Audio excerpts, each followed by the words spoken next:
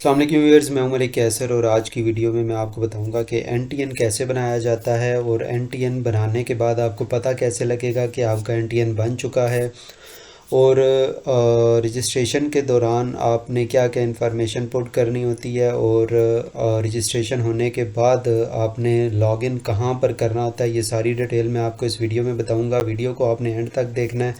जो लोग ऑलरेडी मेरी वीडियोस देखते हैं उनको ऑलरेडी पता होगा कि एनटीएन कैसे बनता है। ये वीडियो उन लोगों के लिए है जो न्यू एनटीएन बनाना चाहते हैं और इस प्लेटफॉर्म पर या एफबीआर के पोर्टल पर न्यू जो है वो आना चाहते हैं। ठीक है, तो उनके लिए ये वीडियो जो है वो काफ़ी फ़ायदेमंद होगी। तो ऐसा है कि सबसे पहले आपने क्या करना है कि आपने एफबीआर का पोर्टल है आयरस के ऊपर आना है। आयरस पर आकर अपने रजिस्ट्रेशन करनी है। आयरस पोर्टल के ऊपर आप कैसे आ सकते हैं, इस वक्त मेरी स्क्रीन पर आप देख सकते हैं कि आयरस पोर्टल जो है वो आपके सामने आपको दिखाई दे रहा है। आप इसको ओपन कैसे कर सकते हैं, आपने गूगल पर जाना है। ठीक है, गूगल पर जाकर आपने सिंपल एफबीआर लिखना है और इसको सर्च कर लेना है। तो एफबीआर जब आप सर्च करेंगे तो सबसे ऊपर आपको एफबीआर की वेबसाइट जो है वो सामने आ जाएगी आपके। आपने इस पर क्लिक कर देना है, FBR federal board of revenue. तो ये मेरे पास एफबीआर की वेबसाइट आ गई सामने। थोड़ा सा आप स्क्रॉल डाउन करके नीचे आएँ तो ये यहाँ पर देखें कि ये जो आपके पास डिफरेंट कॉलम्स बने हुए हैं, ऑनलाइन सर्विसेज वाला जो कॉलम है ये वाला, यहाँ पर आप ये देखें इनकम टैक्स आयरस, ये आयरस का लोगो साथ बना है, ये इनकम टैक्स लिखा हुआ है, इस पर आपने क्लिक करना है। तो ये आयरस का पोर्टल आपके सामने ओपन हो गया। ठीक है, इस तरह से आपने आयरस को ओपन करना है और यहाँ पर ये जो है इसको आप क्लोज़ कर दें। ये कोई नोटिफिकेशन है एफबीआर की तरफ से कि फ़ेक ईमेल्स आपको रिसीव होती हैं रिफ़ंड के हवाले से, तो उसका आपने जो है वो रिप्लाई नहीं करना। ठीक है, ये फ़ेक ईमेल है। अच्छा, तो अब यहाँ पर जब आप पोर्टल पर आ जाएंगे तो ये आपके सामने लॉगिन का है। यहाँ पर आपने अपना लॉगिन आईडी और पासवर्ड इंटर करना होता है और लॉगिन करना होता है। ठीक है, लेकिन वो आपको तब मिलेगा जब आप रजिस्ट्रेशन कर लेंगे।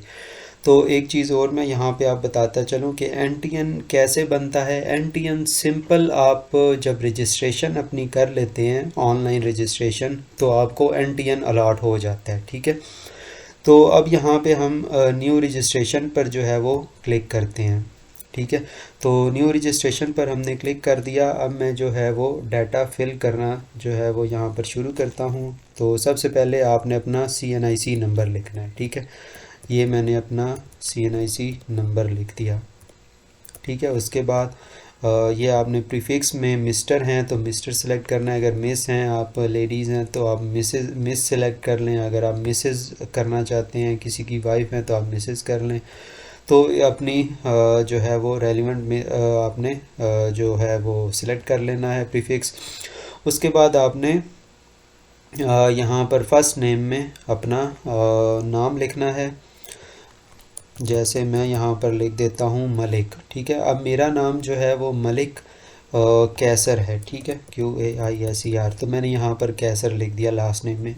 यहाँ पर एक चीज़ का ख्याल रखें, अगर आपके नाम में सिर्फ दो लफ्ज़ हैं, यानी एक फ़र्स्ट नेम और लास्ट नेम है, तो आप इस तरह फ़र्स्ट नेम जो है वो फ़र्स्ट नेम में लिख दें और लास्ट नेम में लास्ट नेम लिख दें। अगर आपके नाम में तीन नाम हैं, यानी कि अब मैं अगर कहूँ मेरा पूरा नाम है मलिक कैसर हयात, तो फिर मैं कैसे लिखूँगा? मलिक को फर्स्ट नेम में, मिडिल नेम में मैं कैसर लिख दूँगा।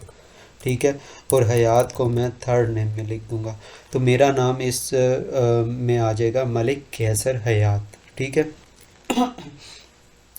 इस तरह आपने जो है वो अपना नाम जो है वो यहाँ पर इंटर करना है। उसके बाद आप करंट सर्विस प्रोवाइडर सेलेक्ट करेंगे, मतलब जिस सर्विस प्रोवाइडर की आपकी सिम है वो सिलेक्ट करेंगे। लेट्स सपोज मेरी मोबलिंक की सिम है तो मैं यहाँ पे मोबलिंक सेलेक्ट कर लेता हूँ।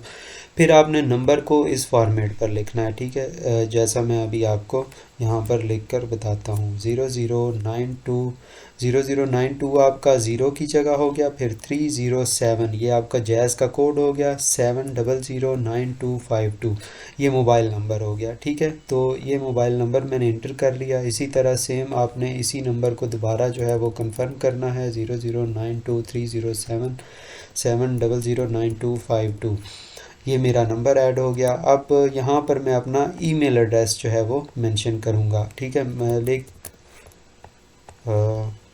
malik741@gmail.com। ठीक हो गया, ये मैंने अपना ईमेल एंटर कर दिया। अब सेम ईमेल एड्रेस आपने इसको कंफर्म करना है जो भी आपका ईमेल होगा। ठीक है, MALIKRJYAT,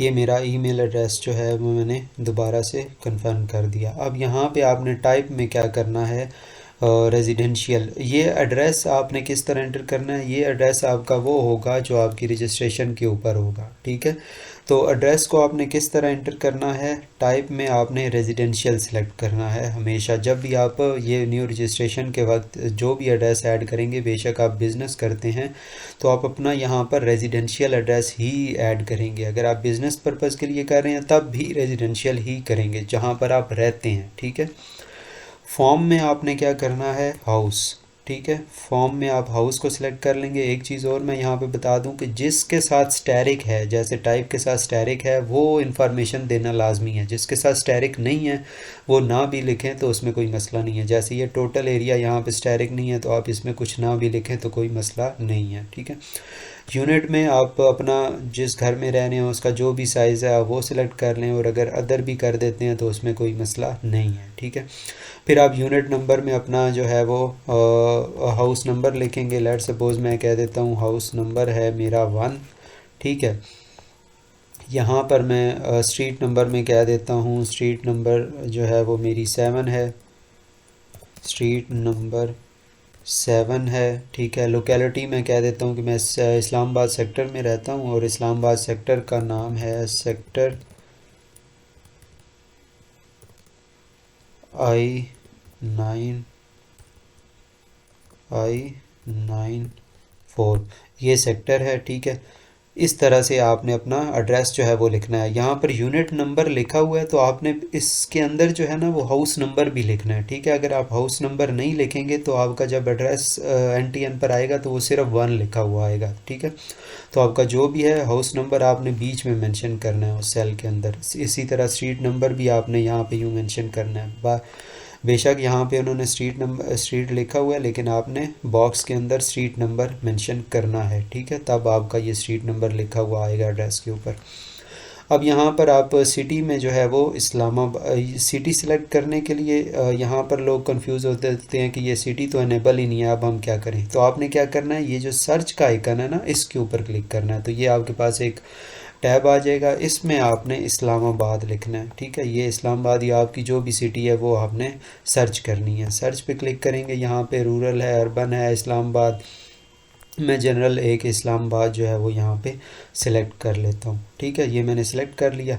अब मैंने यहाँ पे कैपेसिटी जो है वो सिलेक्ट करनी है। कैपेसिटी मतलब कि ये घर अगर आपके नाम पर है या तो आप ऑनर सिलेक्ट करेंगे। अगर आपके नाम पर नहीं है, आप यहाँ पे टीनेंट हैं या बेनामी है, आपके वालिद साहब का है, ठीक है, या आप यहाँ पे किराए पे रहते हैं तो आप बेनामी लेसी या टीनेंट फ्रेंचाइज ऑक्यूपेशन वाला ऑप्शन जो है वो यूज़ करेंगे। ठीक है, अगर ऑनर हैं तो ऑनर वाला यूज़ करेंगे। आप 100% अगर आपके पास ये मकान है तो आप 100% जो है इसको यहाँ पे लिख देंगे। अगर आप 100% के बजाय 1% भी लिखें तो इसमें कोई मुज़ायके वाली बात नहीं है, आप लिख सकते हैं। ठीक है, 1 से लेके 100 तक कोई भी पोर्शन लिख दें, ये कोई बिग डील नहीं है। ठीक है, इसको आप जैसे भी करना चाहें कर सकते हैं। ठीक है, बस आपका एड्रेस ठीक होना चाहिए, बाकी इससे कोई फ़र्क नहीं पड़ता, इसका ताल्लुक किसी फाइनेंशियल चीज़ से नहीं है। ठीक है, फिर आप ये वाला जो कैप्चा कोड इंटर है इसको आप इंटर करेंगे, CBKQ। ठीक है, ये कैप्चा कोड इंटर करके आप सबमिट पर क्लिक कर देंगे। ठीक है, जब सबमिट पर क्लिक करेंगे तो आपको आपके ईमेल एड्रेस और मोबाइल नंबर पर कोड्स रिसीव होंगे। ठीक है, वो कोड्स आपने यहाँ पर इंटर करने हैं, जो सबमिट करने के बाद आपको बॉक्सेस यहाँ पर दिखाई देंगे।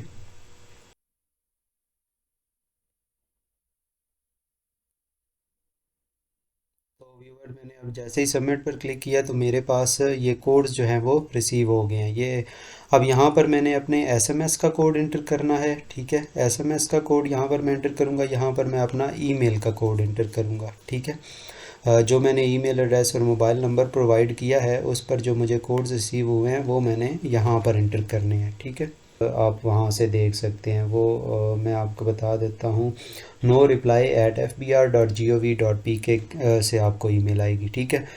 यहाँ पर बाज़ औक़ात लोगों को जो है वो एसएमएस का कोड रिसीव नहीं होता। तो अगर आपको, जब आप ये सबमिट कर देते हैं और आपको कोड रिसीव नहीं होता, तो उसके दो रीज़न हो सकते हैं। या तो आपका जो मोबाइल नंबर है वो आपके CNIC पर रजिस्टर्ड नहीं है, तो आपने मोबाइल नंबर वो वाला यूज़ करना है जो आपके CNIC पर रजिस्टर्ड होना चाहिए, ठीक है। दूसरा ये, अगर आपको कोड फिर भी रिसीव नहीं हुआ, आपने रजिस्टर्ड नंबर यूज़ किया, फिर आपने क्या करना है कि ये नीचे आप देखें, if SMS is not received with in 1 minute type MSG। सिर्फ आपने मैसेज में जाके MSG लिखना है। उस MSG लिख को मैसेज में लिख के आपने उसको 9966 पर सेंड कर देना है, ठीक है। मैसेज में MSG लिख के 9966 पर सेंड कर देना है, तो आपको कोड जो है वो रिसीव हो जाएगा। तो ये काम आपने कर लेना है अगर आपको कोड रिसीव ना हो तो। अब मैं यहाँ पर जो कोड्स मुझे रिसीव हुए हैं, मैं यहाँ पर उनको इंटर कर लेता हूँ।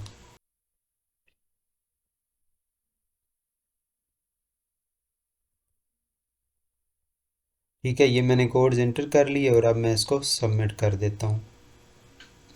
ये अब मेरा सबमिट हो गया। अब यहाँ पर आप देखें कि मुझे एक मैसेज रिसीव हुआ है।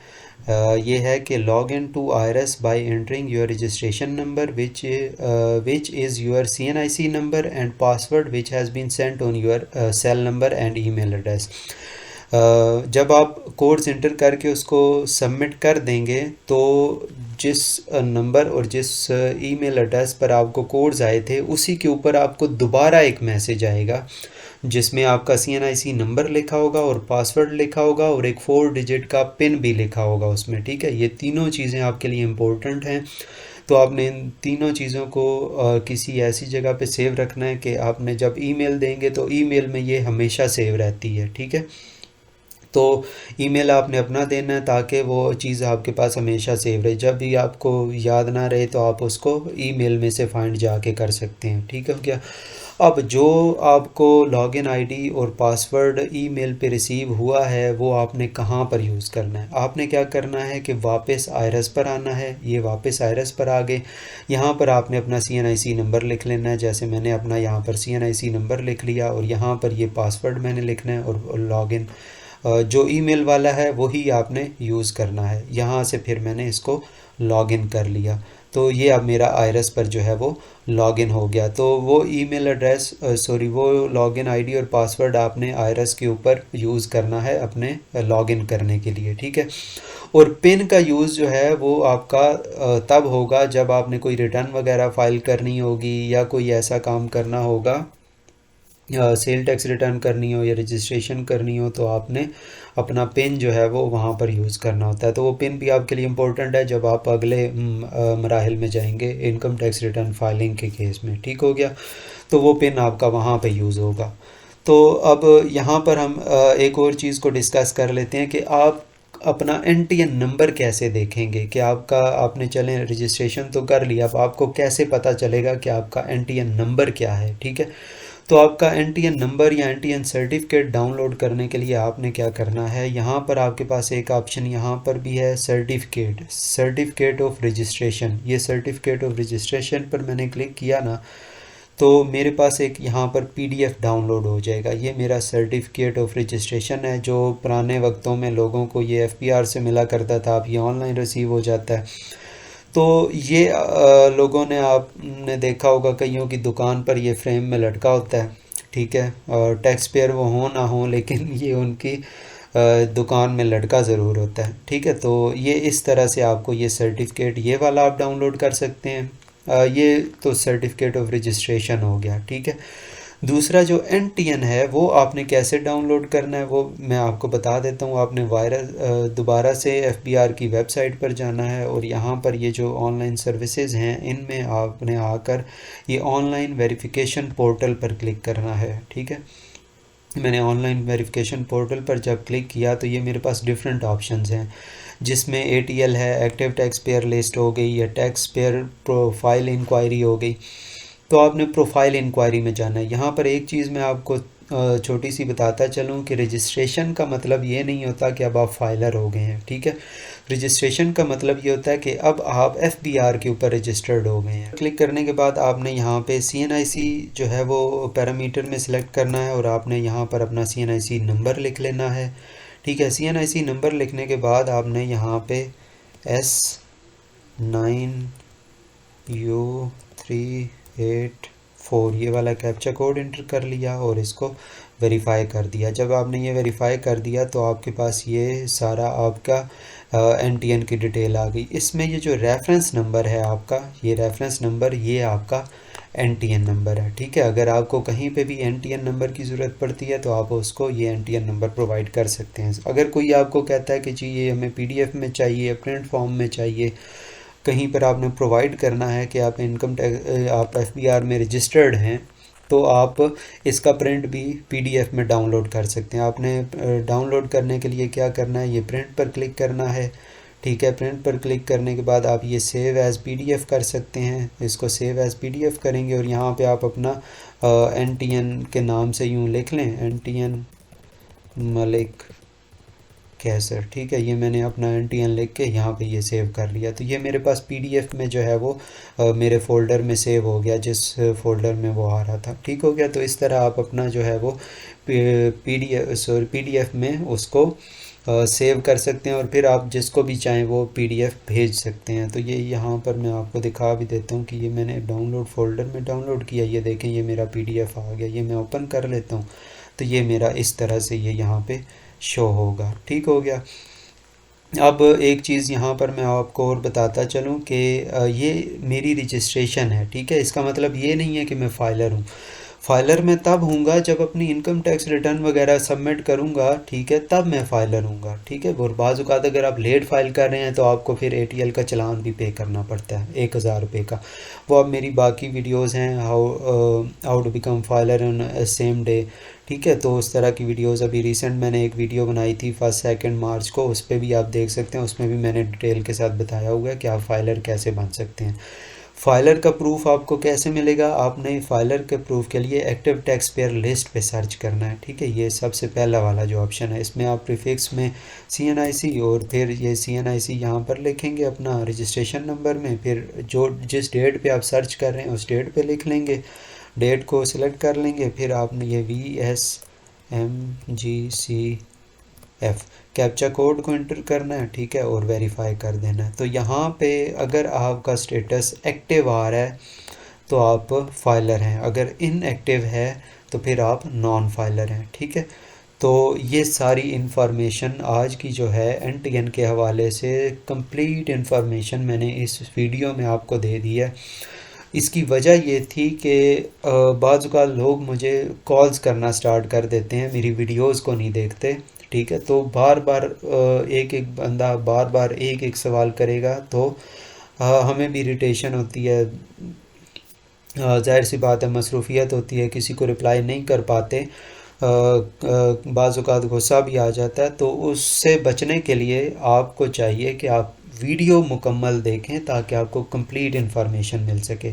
तो उम्मीद है कि ये A to Z आपको NTN के हवाले से ये कंप्लीट इन्फॉर्मेशन जो है वो पसंद आई होगी।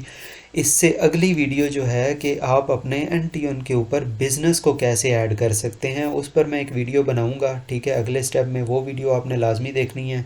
ये अभी आपका सिंपल NTN बना है, मतलब ये आप इसके ऊपर अभी बिज़नेस नहीं कर सकते, ठीक है। बिज़नेस करने के लिए आप अपने NTN के ऊपर एक बिज़नेस ऐड करेंगे, ठीक है।